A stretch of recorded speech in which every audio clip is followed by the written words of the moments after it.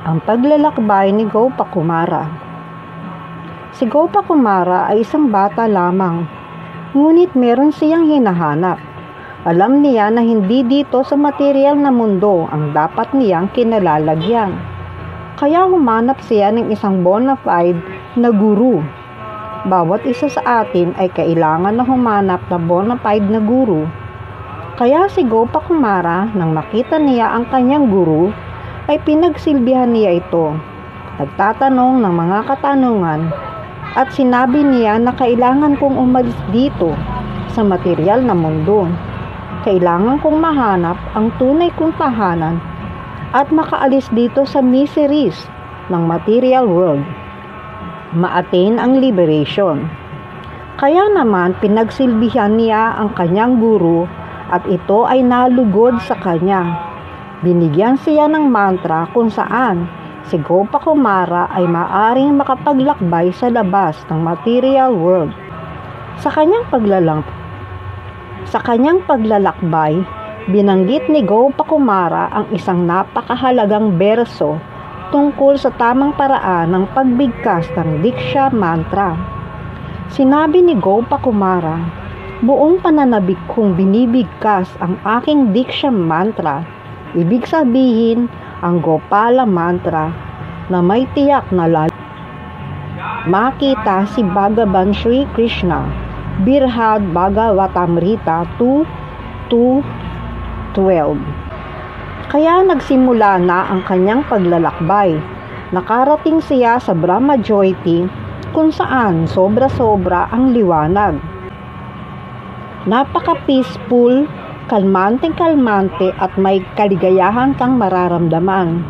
Ngunit sabi niya, hindi ito ang ninanais kong lugar. Ayoko dito. Kaya muli siya ay naglakbay. Nakarating naman siya sa planeta kung saan ang mga tao ay napakayayaman. Ito ay heavenly planet, kung saan ang mga tao ay napakagaganda at lahat ay may kaginhawahan. Mahaba ang kanilang buhay na halos hindi na namamatay. Bihirang-bihira na nagkakasakit at halos ay hindi tumatanda. Sabi niya, ang ganda nga sana rito, pero hindi ko gustong dito manirahan. Hindi ito ang tahanan na aking hinahanap. Saka naglakbay na naman siya muli, kung saan nakarating naman siya sa planeta na pare-parehas ang itsura ng mga tao na katulad ng sa anyo ni Lord Vishnu. Ang sabi sa kanya, "Welcome ka dito sa amin." Sabi nila kay Gopakumara, "Palitan mo na ang iyong katawan. Tanggapin mo na ang katawan na katulad kay Lord Vishnu, na ang kulay asul ang balat. Magkakaroon ka rin nitong mga kayamanan na ito na nasa aming katawan." Ngunit hindi pumayag si Gopakumara dahil sa pakiwari niya, hindi ito ang kanyang hinahanap. Kaya naman nakarating siya kung saan nandoroon si Lord Narayan sa planeta na iyon. Napakasaya ng pakiramdam dito. Pakikita mo na si Lord Narayan, ngunit hindi siya malalapitan.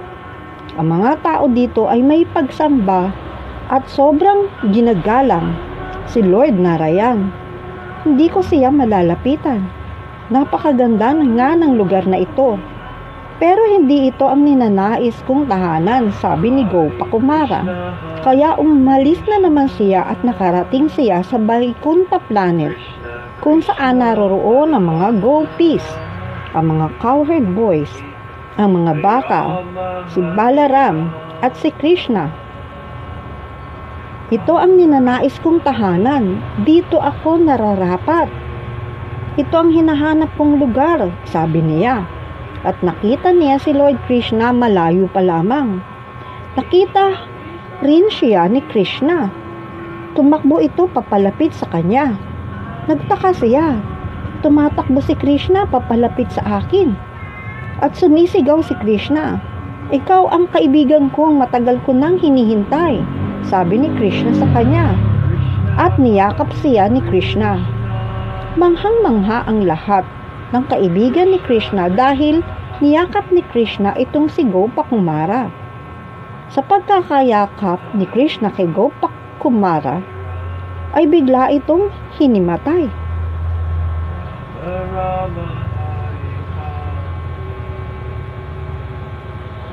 Ang lahat ay nagsabi, "Ano ang ginawa mo kay Krishna at nahimatay siya?"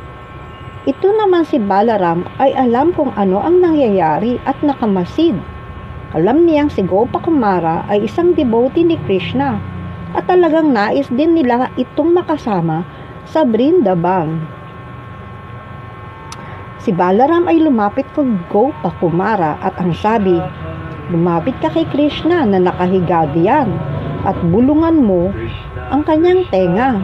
Mag-chant ka ng Gopala, Govinda, Rama, Madana, Mohana." Agad-agad ay sumunod Gopakumara at lumapit sa nakahigang si Krishna.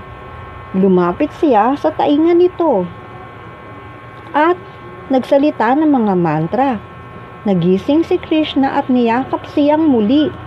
Sabi ni Krishna, "Halika, ipapakilala kita sa aking mga magulang." Sa aming tahanan ay naroroon sila Maharaj Nanda at si Mother Yasoda. Haribol.